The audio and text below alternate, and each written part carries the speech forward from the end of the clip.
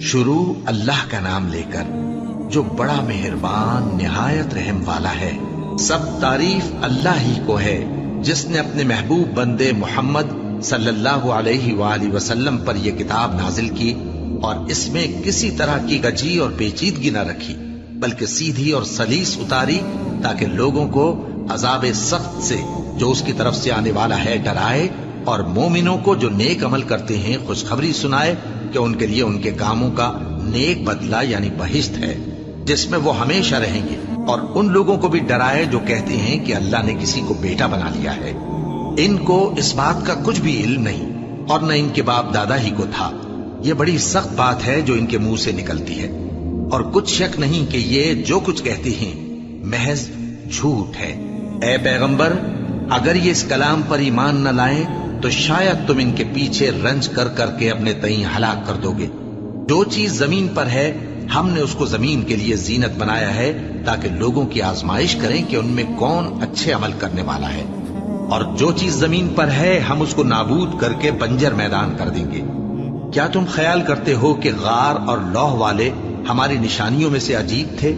جب وہ نوجوان غار میں جا رہے تو کہنے لگے کہ اے ہمارے پروردگار، ہم پر اپنے ہاں سے رحمت نازل فرما اور ہمارے کام میں درستی کے سامان مہیا کر۔ تو ہم نے غار میں کئی سال تک ان کے کانوں پر نیند کا پردہ ڈالے رکھا، یعنی ان کو سلائے رکھا۔ پھر ان کو جگہ اٹھایا تاکہ معلوم کریں کہ جتنی مدت وہ غار میں رہے دونوں جماعتوں میں سے اس کی مقدار کس کو خوب یاد ہے۔ ہم ان کے حالات تم سے صحیح صحیح بیان کرتے ہیں۔ وہ کئی نوجوان تھے جو اپنے پروردگار پر ایمان لائے تھے، اور ہم نے ان کو اور زیادہ ہدایت دی تھی، اور ان کے دلوں کو مربوط یعنی مضبوط کر دیا۔ جب وہ اٹھ کھڑے ہوئے تو کہنے لگے کہ ہمارا پروردگار آسمانوں اور زمین کا مالک ہے، ہم اس کے سوا کسی کو معبود سمجھ کر نہ پکاریں گے۔ اگر ایسا کیا تو اس وقت ہم نے بے عقلی کی بات کی۔ ان ہماری قوم کے لوگوں نے اس کے سوا اور معبود بنا رکھے ہیں، بھلا یہ ان کے معبود ہونے پر کوئی کھلی دلیل کیوں نہیں لاتے؟ تو اس سے زیادہ کون ظالم ہے جو اللہ پر جھوٹ باندھے؟ اور جب تم نے ان مشرکوں سے اور جن کی یہ اللہ کے سوا عبادت کرتے ہیں ان سے کنارہ کر لیا ہے تو غار میں چل رہو، تمہارا پروردگار تمہارے لیے اپنی رحمت وسیع کر دے گا اور تمہارے کاموں میں آسانی کے سامان مہیا کرے گا۔ اور جب سورج نکلے تو تم دیکھو کہ دھوپ ان کے غار سے داہنی طرف سمٹ جائے، اور جب غروب ہو تو ان سے بائیں طرف کترا جائے، اور وہ اس غار کے کشادہ حصے میں تھے۔ یہ اللہ کی نشانیوں میں سے ہیں، جس کو اللہ ہدایت دے وہ ہدایت یاب ہے، اور جس کو گمراہ رہنے دے تو تم اس کے لیے کوئی دوست راہ بتانے والا نہ پاؤ گے۔ اور تم ان کے متعلق خیال کرو کہ وہ جاگ رہے ہیں حالانکہ وہ سوتے ہیں، اور ہم ان کو دائیں اور بائیں کروٹ بدلاتے تھے، اور ان کا کتا چوکھٹ پر دونوں ہاتھ پھیلائے ہوئے تھا۔ اگر تم ان کو جھانک کر دیکھتے تو پیٹ پھیر کر بھاگ جاتے اور ان سے دہشت میں آ جاتے۔ اور اسی طرح ہم نے ان کو اٹھایا تاکہ آپس میں ایک دوسرے سے دریافت کریں۔ ایک کہنے والے نے کہا کہ تم یہاں کتنی مدت رہے؟ انہوں نے کہا کہ 1 دن یا اس سے بھی کم۔ انہوں نے کہا کہ جتنی مدت تم رہے ہو تمہارا پروردگار ہی اس کو خوب جانتا ہے، تو اپنے میں سے کسی کو یہ روپیہ دے کر شہر بھیجو، وہ دیکھے کہ نفیس کھانا کون سا ہے تو اس میں سے کھانا لے آئے، اور احتیاط سے آئے جائے اور تمہارا حال کسی کو نہ بتائے۔ اگر وہ تم پر دسترس پا لیں گے تو تمہیں سنسار کر دیں گے یا پھر اپنے مذہب میں داخل کر لیں گے، اور اس وقت تم کبھی فلاح نہیں پاؤ گے۔ اور اسی طرح ہم نے لوگوں کو ان کے حال سے خبردار کر دیا تاکہ وہ جانیں کہ اللہ کا وعدہ سچا ہے، اور یہ کہ قیامت جس کا وعدہ کیا جاتا ہے اس میں کچھ شک نہیں۔ اس وقت لوگ ان کے بارے میں باہم جھگڑنے لگے اور کہنے لگے کہ ان کے غار پر عمارت بنا دو۔ ان کا پروردگار ان کے حال سے خوب واقف ہے۔ جو لوگ ان کے معاملے میں غلبہ رکھتے تھے وہ کہنے لگے کہ ہم ان کے غار پر مسجد بنائیں گے۔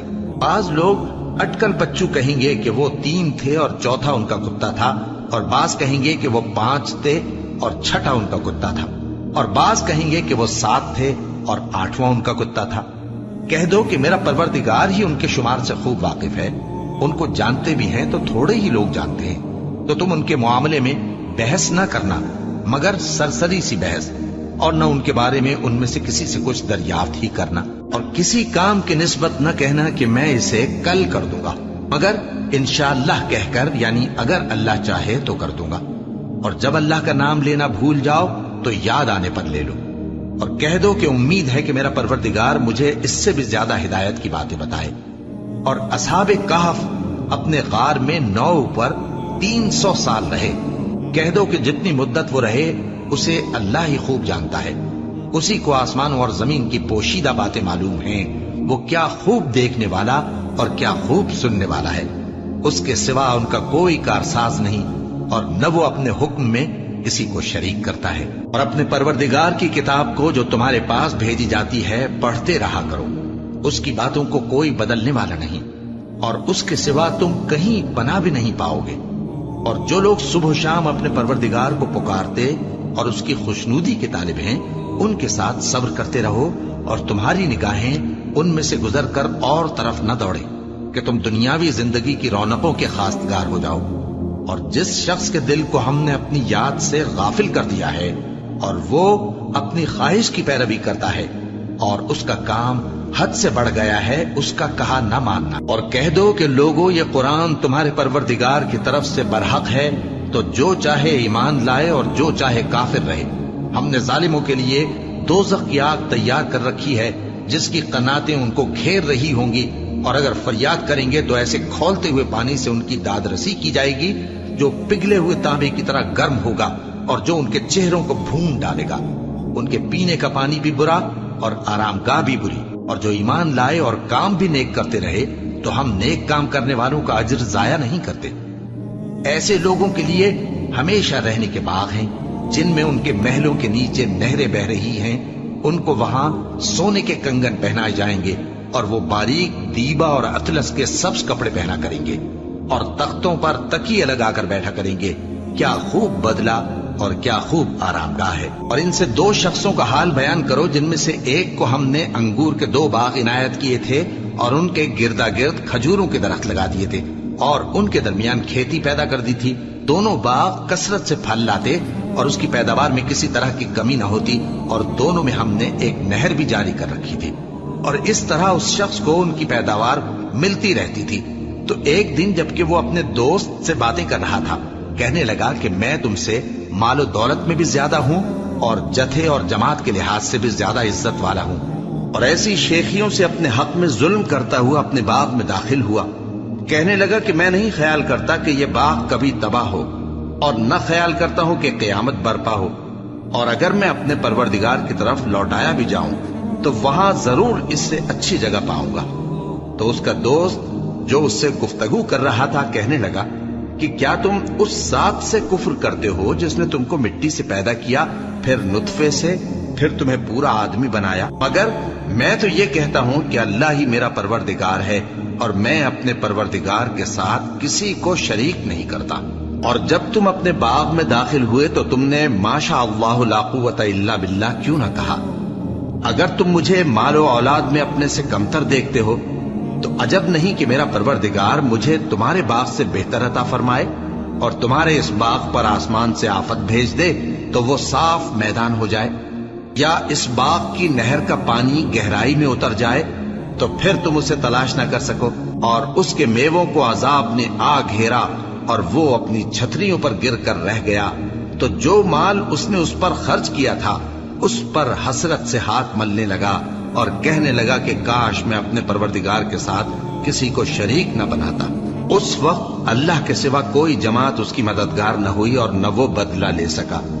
یہاں سے ثابت ہوا کہ حکومت سب اللہ کی ہے، جو معبود برحق ہے وہی بہترین ثواب عطا کرنے والا اور بہترین انجام لانے والا ہے۔ اور ان سے دنیا کی زندگی کی مثال بھی بیان کر دو کہ وہ ایسی ہے جیسے پانی جسے ہم نے آسمان سے برسایا تو اس کے ساتھ زمین کی پیداوار مل کر نکلی، پھر وہ چورا چورا ہو گئی کہ ہوائیں اسے اڑاتی پھرتی ہیں، اور اللہ تو ہر چیز پر قدرت رکھتا ہے۔ مال اور بیٹے تو دنیا کی زندگی کی رونق و زینت ہیں، اور نیکیاں جو باقی رہنے والی ہیں وہ ثواب کے لحاظ سے تمہارے پروردگار کے ہاں بہت اچھی اور امید کے لحاظ سے بہت بہتر ہیں۔ اور جس دن ہم پہاڑوں کو چلائیں گے اور تم زمین کو صاف میدان دیکھو گے، اور ان لوگوں کو ہم جمع کر لیں گے تو ان میں سے کسی کو بھی نہیں چھوڑیں گے، اور سب تمہارے پروردگار کے سامنے صف باندھ کر لائے جائیں گے، تو ہم ان سے کہیں گے کہ جس طرح ہم نے تم کو پہلی بار پیدا کیا تھا उसी तरह आज तुम हमारे सामने आए, लेकिन तुमने तो ये ख्याल कर रखा था कि हमने तुम्हारे लिए क़यामत का कोई वक्त मुकर्रर ही नहीं किया, और अमाल की किताब खोल कर रखी जाएगी तो तुम गुनाहगारों को देखोगे कि जो कुछ उसमें लिखा होगा उससे डर रहे होंगे और कहेंगे, हाय शामत, ये कैसी किताब है कि न छोटी बात को छोड़ती है न बड़ी को, कोई बात भी नहीं मगर उसे लिख रखा है, और जो जो अमल किए होंगे सबको हाजिर पाएंगे, और तुम्हारा परवरदिगार किसी पर जुल्म नहीं करेगा। और जब हमने फरिश्तों को हुक्म दिया कि आदम को सजदा करो तो सबने सजदा किया मगर इब्लीस ने न किया। वो जिन्नात में से था तो अपने परवरदिगार के हुक्म से बाहर हो गया। क्या तुम उसको और उसकी औलाद को मेरे सिवा दोस्त बनाते हो, हालांकि वो तुम्हारे दुश्मन हैं, और शैतान की दोस्ती जालिमों के लिए अल्लाह की दोस्ती का बुरा बदल है। मैंने उनको न तो आसमानों और जमीन के पैदा करने के वक्त बुलाया था और न खुद उनके पैदा करने के वक्त, और मैं ऐसा न था कि गुमराह करने वालों को मददगार बनाता। और जिस दिन अल्लाह फरमाएगा कि अब मेरे शरीकों को जिनकी निस्बत तुम माबूद होने का गुमान रखते थे बुलाओ, तो वो उनको बुलाएंगे मगर वो उनको कुछ जवाब न देंगे, और हम उनके दरमियान हलाकत की एक जगह बना देंगे, और गुनाहगार लोग दोज़ख को देखेंगे तो यकीन कर लेंगे कि वो उसमें पड़ने वाले हैं और उससे बचने का कोई रास्ता न पाएंगे। और हमने इस कुरान में लोगों के समझाने के लिए तरह तरह की मिसालें बयान फरमाई हैं, लेकिन इंसान सब चीजों से बढ़कर झगड़ालू है। और लोगों के पास जब हिदायत आ गई तो उनको किस चीज ने मना किया कि ईमान लाएं और अपने परवरदिगार से बख्शिश मांगें, बजुज इसके कि इस बात के मुंतजिर हों कि उन्हें भी पहलों का सा मामला पेश आए या उन पर अजाब सामने से आ जाए। और हम जो पैगंबरों को भेजा करते हैं तो सिर्फ इसलिए कि लोगों को अल्लाह की नेमतों की खुशखबरियां सुनाएं और अजाब से डराएं। और जो काफिर हैं वो बातिल की मदद से झगड़ा करते हैं ताकि उससे हक को फिसला दें, और उन्होंने हमारी आयतों को और जिस चीज से उनको डराया जाता है उसे हंसी बना लिया है। और उससे बढ़कर जालिम कौन, जिसको उसके परवरदिगार की आयत के जरिए समझाया गया तो उसने उनसे मुंह फेर लिया, और जो अमाल वो आगे कर चुका उसको भूल गया। हमने उनके दिलों पर पर्दे डाल दिए कि उसे समझ न सकें, और कानों में सिक्ल पैदा कर दिया है कि सुन न सकें। और अगर तुम उनको रस्ते की तरफ बुलाओ तो कभी रस्ते पर ना आएंगे, और तुम्हारा परवरदिगार बख्शने वाला साहिब रहमत है। अगर वो उनके करतूतों पर उनको पकड़ने लगे तो उन पर झट अजाब भेज दे, मगर उनके लिए एक वक्त मुकर्रर कर रखा है कि उसके अजाब से कोई पनाह की जगह न पाएंगे। और ये बस्तियां जो वीरान पड़ी हैं, जब इन्होंने कुफ्र करके जुल्म किया तो हमने इनको तबाह कर दिया, और इनकी तबाही के लिए एक वक्त मुकर्रर कर दिया था। और जब मूसा ने अपने शागिर्द से कहा कि जब तक मैं दो दरियाओं के मिलने की जगह न पहुंच जाऊं, टलने का नहीं, खास सदियों चलता रहूं। फिर जब वो दोनों उन दरियाओं के संगम पर पहुंचे तो अपनी मछली भूल गए। फिर उस मछली ने दरिया में सुरंग की तरह अपना रास्ता बना लिया। जब आगे चले तो मूसा ने अपने शागिर्द से कहा कि हमारा खाना लाओ, इस सफर से हमको बहुत थकान हो गई है। उसने कहा कि भला आपने देखा कि जब हमने उस चट्टान के पास आराम किया था तो मैं मछली वहीं भूल गया, और मुझे आपसे उसका जिक्र करना शैतान ने भुला दिया, और उस मछली ने अजीब तरह से दरिया में अपना रास्ता बनाया। मूसा ने कहा, यही तो वो मकाम है जिसे हम तलाश करते थे। तो वो अपने पांव के निशान देखते देखते लौट गए। वहां उन्होंने हमारे बंदों में से एक बंदा देखा जिसको हमने अपने हाथ से रहमत खास से नवाजा था और अपने पास से एक खास इल्म बख्शा था। मूसा ने उनसे, जिनका नाम खिज्र था, कहा कि जो इल्म अल्लाह की तरफ से आपको सिखाया गया है, अगर आप उसमें से मुझे कुछ भलाई की बातें सिखाएं तो मैं आपके साथ रहूं। खिज्र ने कहा कि तुम मेरे साथ रहकर सब्र नहीं कर सकोगे, और जिस बात की तुम्हें खबर ही नहीं उस पर सब्र कर भी कैसे सकते हो। मूसा ने कहा, अल्लाह ने चाहा तो आप मुझे साबिर पाइएगा और मैं आपके इरशाद के खिलाफ नहीं करूंगा। खिज्र ने कहा, अगर तुम मेरे साथ रहना चाहो तो शर्त यह है, मुझसे कोई बात ना पूछना जब तक मैं खुद उसका जिक्र तुमसे न करूं। तो दोनों चल पड़े, यहां तक कि जब कश्ती में सवार हुए तो खिज्र ने कश्ती को फाड़ डाला। मूसा ने कहा, क्या आपने इसको इसलिए फाड़ा है कि सवारों को गर्क कर दी? ये तो आपने बड़ी अजीब बात की। खिज्र ने कहा, क्या मैंने नहीं कहा था कि तुम मेरे साथ सब्र न कर सकोगे?